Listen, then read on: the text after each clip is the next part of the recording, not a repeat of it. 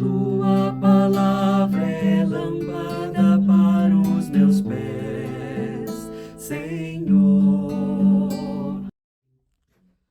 Bem-vinda, bem-vindo ao nosso encontro com a palavra, lâmpada para os nossos pés. Em nome do Pai, e do Filho, e do Espírito Santo. Amém. Aqui da pequena capela do Centro de Pastoral da Arquidiocese de Goiânia, nesta semana no Retiro do Clero, por isso gravamos daqui. O Evangelho do 8º domingo do tempo comum, desses dias que antecedem o início da Quaresma, chamado também o Domingo de Carnaval. Evangelho de Lucas, capítulo 6, versos 39 a 45. Naquele tempo, Jesus contou uma parábola aos discípulos. Pode um cego guiar outro cego? Não cairão os dois num buraco? Um discípulo não é maior do que o mestre. Todo discípulo bem formado será como o mestre. Por que vês tu o cisco no olho do teu irmão e não percebes a trave que há no teu próprio olho? Como podes dizer a teu irmão: Irmão, deixa-me tirar o cisco do teu olho, quando tu não vês a trave do teu próprio olho? Hipócrita, tira primeiro a trave do teu olho, então poderás enxergar bem para tirar o cisco do olho do teu irmão. Não existe árvore boa que dê frutos ruins, nem árvore ruim que dê frutos bons. Toda árvore é reconhecida pelos seus frutos. Não se colhem figos de espinheiros, nem uvas de plantas espinhosas. O homem bom tira coisas boas do bom tesouro do seu coração, mas o homem mau tira coisas más do seu mau tesouro, pois sua boca fala do que o coração está cheio. Irmãs, irmãos, neste domingo, o Evangelho fala que Jesus contou uma parábola. Não é propriamente uma parábola naquele estilo em que desenvolve um tema ou alguns temas, mas é uma espécie de síntese de provérbios da sabedoria popular, em que Jesus, contemplando o comportamento dos apóstolos, dos discípulos, da multidão, elabora uma série de afirmações que leva o ouvinte, leva-nos a reagir e a desejar conformar nosso coração com o pensamento, com o sentimento de Deus. Começa falando do cego e do cego guiando outro cego e o buraco. Depois fala do discípulo e do mestre, sempre a proporção de uma realidade com outra. O discípulo e o mestre faz algumas perguntas. Jesus apresenta um problema da correção fraterna, a proporção entre cisco no olho do irmão e trave no meu próprio olho.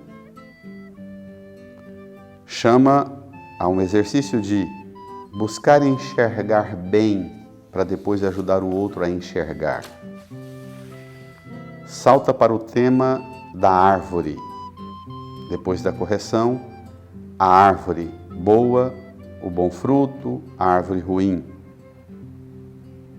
E alcança o homem bom e o homem mau, encerrando por falar da hipocrisia e do coração como fonte fundante de tudo quanto nós sentimos, falamos, expressamos. Esta série de ensinos de Jesus chama a gente a um olhar amplo, mas ao mesmo tempo a fazer um mergulho para dentro da realidade interna e avaliar como andam as coisas aqui dentro. ao ouvir o Evangelho, é bom que a gente acompanhe sempre o Evangelho e a meditação, fazendo aquela insistente oração, pedindo ao Senhor a graça de sermos curadas, curados, corrigidos, educados, moldados como discípulos a partir do modelo em que o próprio Jesus apresenta. Por exemplo, pode um cego guiar outro cego? Não cairão os dois num buraco? Quem na minha vida eu tenho considerado como cego e tenho tentado ajudar e, na verdade, eu corro o risco de cair com o meu irmão no buraco? Será que isso se aplica no universo das minhas relações e das suas relações, na família, no trabalho, na comunidade, na igreja, na pastoral, no movimento, na diocese? Quais são os buracos que nós corremos o risco de cair neles? Eu e as pessoas que eu tenho tentado corrigi-las. O discípulo não é maior que o mestre. Quando o discípulo é bem formado, será como o mestre. Opa, como? Não mais. Para ser como o mestre é preciso ser bem formado. Sempre uma linguagem de comparação e ajudando a gente a perceber a desproporção entre as realidades ou a proporção razoável das realidades. É Jesus que forma você, que molda você. Você, na sua vida cristã, como discípula e discípulo, tem sido bem formado e está alcançando a medida, a estatura do Mestre. A gente pode brincar e dizer, ai, ai, ai, eu preciso melhorar muito. Depois Jesus pergunta, por que você tenta tirar o cisco do olho do teu irmão quando você não vê a trave que há no teu olho? E chama de hipócrita quem é assim. Hipócrita, propriamente, significa aquela pessoa que é dissimulada ou vive uma dissimulação voluntária. Aquela pessoa que sempre entra em desacordo ou em contradição entre a conduta exterior e o pensamento mais profundo que lhe habita. O hipócrita é a pessoa tomada de falsidade. Cuidado, uma falsidade consciente ou não, porque às vezes a gente demora anos e uma vida para perceber a falsidade da gente. Não é o fato de percebê-la. Não, eu não vejo, então eu não sou assim. Cuidemos para que não caiamos nessa defensiva. O hipócrita é também, nas Escrituras Sagradas, o ímpio, o perverso. Aquele que não tem palavra que edifica, porque não tem gestos coerentes que acompanham a palavra. É o homem e a mulher de muitas máscaras. Cada lugar que eu vou, cada ambiente, cada momento, eu tenho uma máscara diferente. Então, para superar a hipocrisia, precisamos ser capazes de enxergar o cisco no olho do irmão, mas também enxergar a trave no nosso próprio olho. O texto chama a gente a perguntar, não a gente mesmo, e não só quem convive conosco, também perguntar a si, perguntar a quem convive comigo e com você, existe trave no meu próprio olho, cisco no meu olho? Porque para eu conseguir ajudar o meu irmão, a minha irmã a enxergar melhor, eu preciso necessariamente ter uma visão purificada, uma visão limpa. E é bom pedir a Jesus no Evangelho que cura os cegos, recupera a vista, dá vista ao cego, que ele tire os ciscos e as traves ou a cegueira nossa. Não sei se você já experimentou o desconforto de cair um cisco no olho seu. O quanto é ruim, o quanto assombra e a gente não sabe em que vai dar isto. E aí aparecem tantas as sugestões em cada pedaço do Brasil que você viaja, tem as técnicas de como tirar um cisco fácil do olho. Aqui Jesus está falando não só de tirar algo dentro do olho, o órgão da visão, mas de corrigir a vida daquele que, convivendo com ele, com ela, eu percebo que tem coisas que não estão boas. São sujeiras, ciscos, sujeiras. E Jesus chama-nos a ter coragem de fazer uma faxina pesada em nossa própria vida, para que a correção, tirando o cisco do olho, da visão do irmão, eu também seja uma pessoa curada e você também seja uma pessoa curada. Assim, tira primeiro a trave, depois vá tirar o cisco do olho do irmão. Corrigir e ser corrigido é um exercício do mistério da vida cristã.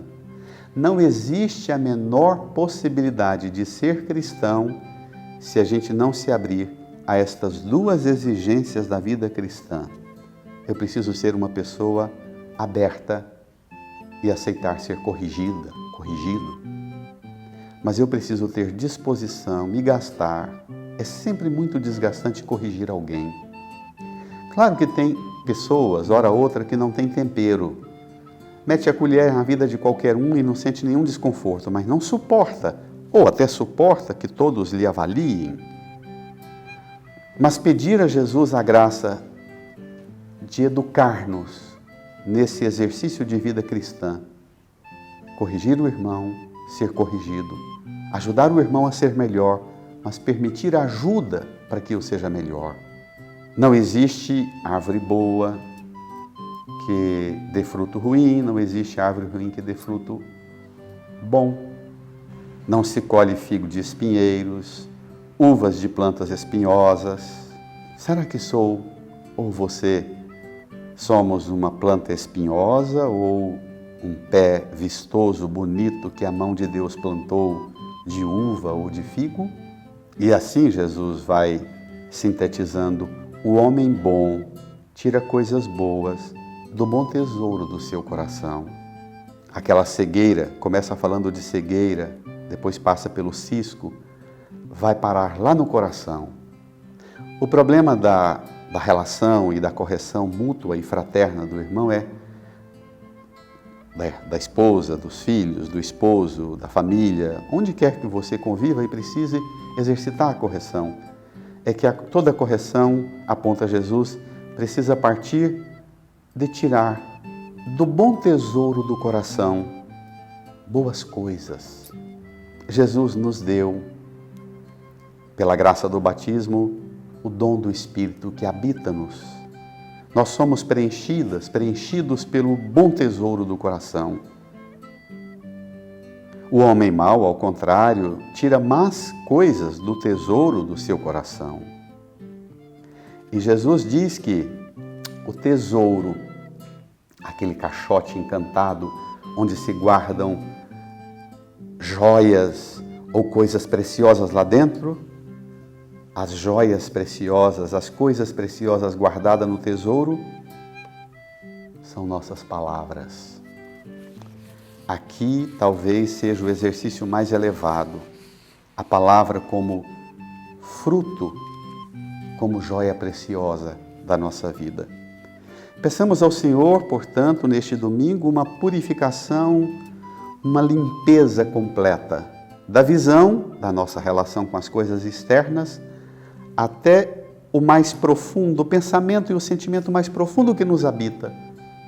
E de lá, as palavras que saem de nossos lábios, que sejam frutos bons, palavras saborosas, edificantes, que sejam joias preciosas, que dê beleza, encanto e valor para a vida de quem nos escuta.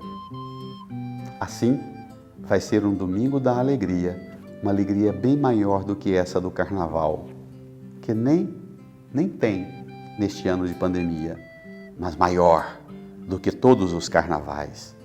A alegria da vida cristã lhe preencha, lhe habite. Tenha um bom domingo, uma semana abençoada.